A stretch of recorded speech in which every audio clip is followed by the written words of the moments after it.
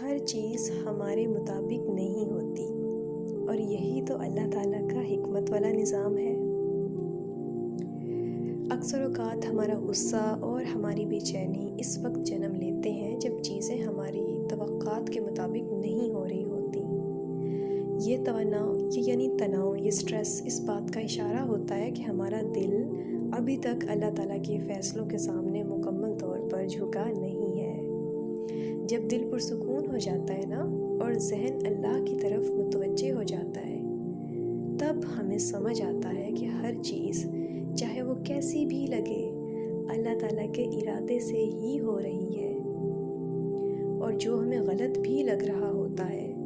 وہ دراصل کسی بڑے فائدے یا حفاظت کا ذریعہ ہوتا ہے۔ اللہ کے فیصلوں کے سامنے جھکنے کے لیے ہمیں صبر اور توکل درکار ہوتا ہے، لیکن کبھی کبھی ہم اپنی مرضی سے چیزوں کو بدل کر وقتی سکون تو حاصل کر لیتے ہیں، مگر ہو سکتا ہے وہی تبدیلی ہمیں کسی چھپے ہوئے نقصان یا آزمائش کے قریب کر دے۔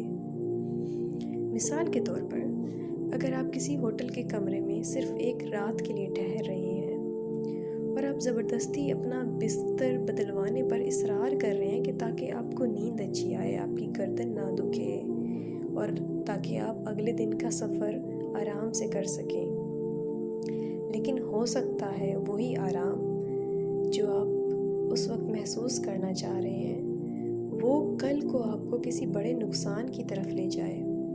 جیسے کہ کوئی حادثہ جو کہ آپ کے سفر میں پیش آ جائے۔ لیکن اللہ تعالیٰ نہیں چاہتے کہ آپ اس سفر کو کریں، تو شاید اسی لیے آپ کے اس بستر میں تھوڑا سا خلل، تھوڑی سی بے چینی ہے، تاکہ آپ پرسکون نہ ہوں اور کل اس سفر میں نہ جائیں۔ جبکہ اگر آپ اسی تکلیف کو شکر اور صبر کے ساتھ قبول کر لیں، نہ کہ اس کو بدلنے پر اصرار کرتے رہیں، بلکہ آپ کو لگے کہ اگر یہ تکلیف مجھے آ بھی رہی ہے تو اس میں بھی کوئی نہ کوئی اللہ پاک کی حکمت ہے، تو ممکن ہے وہی تکلیف کسی بڑی مصیبت سے بچاؤ کا ذریعہ بن جائے۔ یعنی جتنا ہم شکر اور صبر کا رستہ اختیار کرتے ہیں، اتنا ہی ہم اللہ تعالیٰ کے حکمت سے جڑنے لگ جاتے ہیں۔ میں یہ نہیں کہتی کہ آپ ایکشن نہ لیں، ایکشن لیتے رہیں، لیکن جب آپ اپنا بیسٹ دے دیں، جب آپ اپنا بہترین دے دیں، اس کے بعد صبر اور شکر کا راستہ اختیار کریں، کیونکہ یہی وہ راستہ ہے جو ہمیں اللہ تعالیٰ کے راستے کے قریب بھی کرتا ہے اور الہی بہاؤ یعنی ڈیوائن فلو سے بھی جوڑتا ہے، اور اسی سے ہماری زندگی میں برکت، حفاظت اور سکون آنا شروع ہو جاتا ہے۔